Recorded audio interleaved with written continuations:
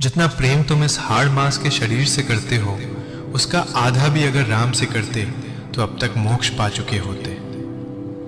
बस यही एक वाक्य, एक ताना, एक झटका, और इस एक वाक्य ने प्रेम में अंधे एक पति को तोड़कर युगों का सबसे महान भक्त कवि बना दिया। ये कहानी है 16वीं सदी के गोस्वामी तुलसीदास की।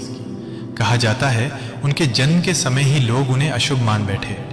वो 32 दांतों के साथ पैदा हुए। माता पिता डर गए और नवजात शिशु को त्याग दिया।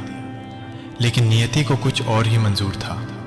संत नरहरि दास ने उस बालक को अपनाया, उसे राम भक्ति सिखाई, राम कथा, भजन, संस्कार, सब कुछ।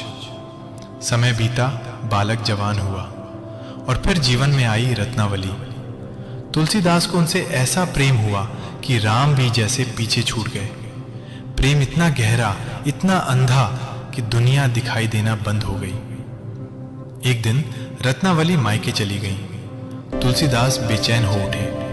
रात का समय, घोर अंधेरा, बरसात, उफनती नदी। लेकिन प्रेम में डूबा व्यक्ति कहाँ रुकता है।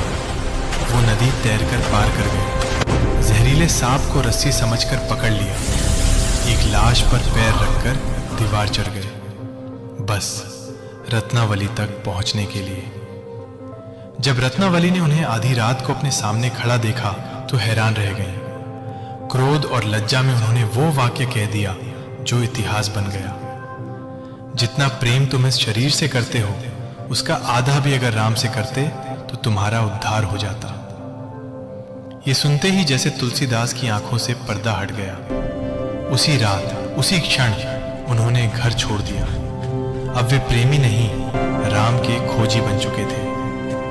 भटकते भटकते एक दिन उन्होंने देखा कि एक बूढ़ा व्यक्ति रोज कथा सुनने आता है और फिर अचानक गायब हो जाता है। तुलसीदास ने उसका पीछा किया। वो पीपल के पेड़ पर चढ़कर अदृश्य हो गया।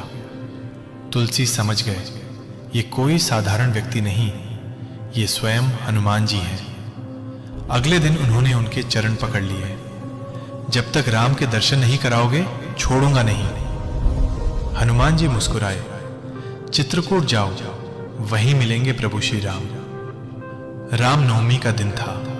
2 दिव्य राजकुमार आए और बोले, बाबा तिलक लगा दो। तुलसीदास ने तिलक लगाया और वे चले गए। पास खड़े एक साधु ने कहा, जिनके लिए तुमने सब छोड़ा वही राम और लक्ष्मण थे। तुलसी वहीं बैठकर फूट फूट कर रोने लगे। तभी स्वयं प्रभु श्री राम ने उन्हें साक्षात दर्शन दिया।